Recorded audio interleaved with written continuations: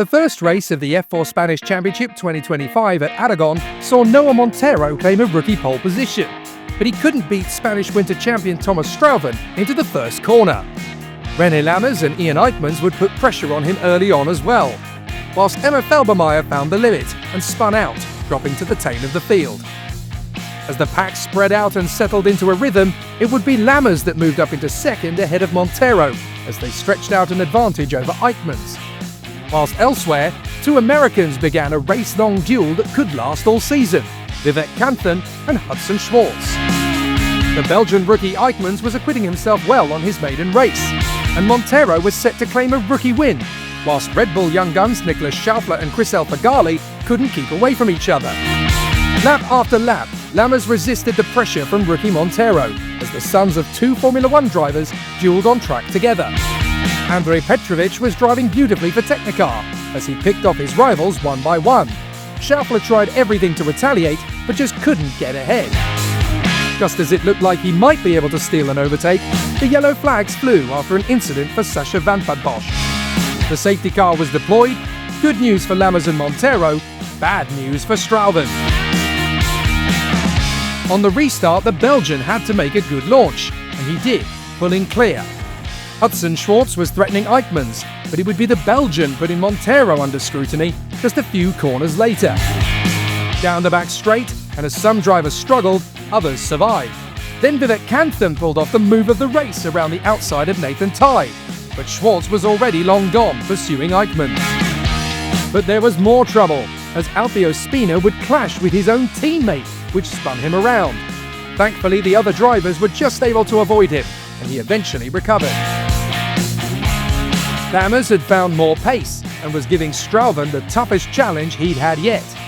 Try as he might, Strauven couldn't build the same advantage he'd had before the safety car, and now he had four cars hot on his tail. He eventually remembered his training and brought his tyres back to temperature, extending a small enough gap to be content, with Monteiro and Eyckmans still all over Lammers. But the final chapter was written by the man at the back of the queue, as Schwartz made a bold and successful move on Eyckmans in the closing stages. So the victory and the first 25 points of the season went to the talented Belgian, Thomas Strauven. One race down, 20 to go.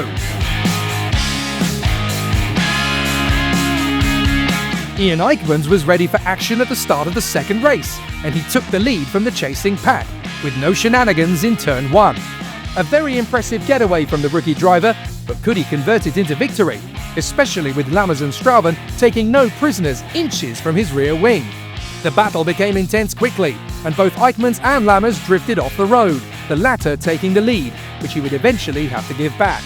But not before Eyckmans had to defend valiantly against Monteiro and Strauven to ensure that justice could actually be done without costing the MP Motorsport men too much time. Once the four had calmed down their act a little, Lammers allowed Eyckmans back ahead. Meanwhile, Petrovic and Schwartz were leaving nothing to chance and almost playing pinball against the pit wall. Somehow they avoided contact and stayed out of harm's way. With the battle raging between Eyckmans, Lammers, Strauven and Monteiro, somebody was almost certain to drop out of contention. And sadly, that's exactly what happened. It was race one winner Thomas Strauven who suffered a puncture and retreated back to the pits, rejoining dead last. Now there were 5 drivers in the mix, as Jan Przyrowski and Vivek Kanthan had joined in the battle, with Schwartz and Petrovic fancying their chances to race for a trophy too. Przyrowski had looked after his tyres well and was now moving up. But just when it looked like Eyckmans could clinch the win, Lammers had other ideas and claimed it off him, whilst Przyrowski had done the same move on Monteiro to snatch third position with little time left to respond. His next target, Ean Eyckmans. The American rivalry continued as Schwartz hustled Kanthan for all he was worth, and after much deliberation, he made a calculated overtake into turn one, although now the leaders had stretched ahead. The 4 men up front were now racing each other for the victory, because Lammers couldn't pull away as he would have liked. Kanthan was now under pressure to recover, having been passed by Andrej Petrovic, whilst the Polish star Przyrowski had decided he'd had enough of being third and made his bid to pass Eyckmans, which worked beautifully. This would prove to be decisive, as the man ahead of him had no idea he was due to receive a time penalty, which meant that whoever finished second would become the winner. To be fair to Przyrowski, he didn't know that either, and so made his best efforts to close in on Lammers in the hope he could take the victory himself. Sadly for the pole, he just didn't have the time or the right opportunity to snatch the lead from the Flying Dutchman, and no matter how hard he tried, he would have to be content with second position, at least for now. Schwartz was still making waves and finally completed his move on Monteiro for a solid 4th place, but he had quite a mission to catch the trio ahead of him. Lammers was defending valiantly and managed to back Przyrowski into Eyckmans and left them squabbling in the closing laps with Schwartz. So Lammers would cross the line in front, but it would be Przyrowski who inherited the win thanks to the penalty for Lammers. Frustration in the least for the Dutchman, as the Pole stole the win he felt was rightfully his. So could he turn it around in the final race? There would be drama at the start of race 3, as Santiago Bastarica didn't move and he was struck by Sacha Van Bosch, which also took out Edu Robinson and Francisco Monarca, whilst Lorenzo Campos would retire a few corners later. It was a perfect start for Thomas Strauven from the front, as the rest of the drivers duelled on, regardless of the debris and scattered cars across the track on the start line. Fortunately, nobody was hurt, and the cars would cruise down pit lane behind the safety car until the race was stopped to clear the wreckage. The marshals worked quickly, and on the restart, Strauven knew his cards were marked, with a fired-up René Lammers wanting revenge for his race 2 penalty. But Red Bull junior Nicolas Schaeffler had his first chance of the season for a victory, and he was not going to let it slip if he could help it.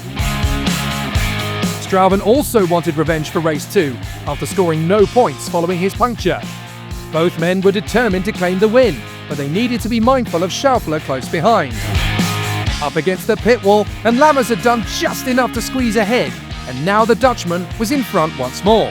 But Schaeffler now had trouble brewing from Przyrowski. The midfield battle was becoming frenetic, with the third and final race of the weekend always where drivers feel they can take more risks. That was certainly true for Strauven, who went off-road to try to claim back the lead, which only gave Przyrowski an invitation to snatch second place from him. Further back, and Petrovic was in the middle of a fierce battle with Monteiro, with El Fagali not far away. The confidence was now with Lammers, and he slowly creeped away from Strauven and Przyrowski, whilst the other teams were packing up what was left of the broken cars from the start. Some overtakes were going better than others. Nathan Ty was having a smooth race. Sadly, however, Vivek Kantham was not. That spin would drop the rookie to the back of the pack. Schaeffler's tyres were struggling, and so Monteiro was grabbing the chance with both hands. The Austrian now had to reset and regroup. There could be a chance to move ahead one more time before the checkered flag. The state of play meant it was now likely we would have 3 different winners from the first 3 races of the season, and all 3 men were in the top 3. If it finished like this, there would be just 3 points between them in the early stages of the title race. Strauven didn't fancy that and made a bid to reclaim the lead, but Lammers wasn't prepared to concede. So the Dutchman clinched the victory, and all 3 winners were on the podium, with 6 weekends to go. Whilst Schaeffler just managed to steal 4th from Monteiro on the final lap after all. The next stop, Nevada, in May. The race for the championship has truly begun.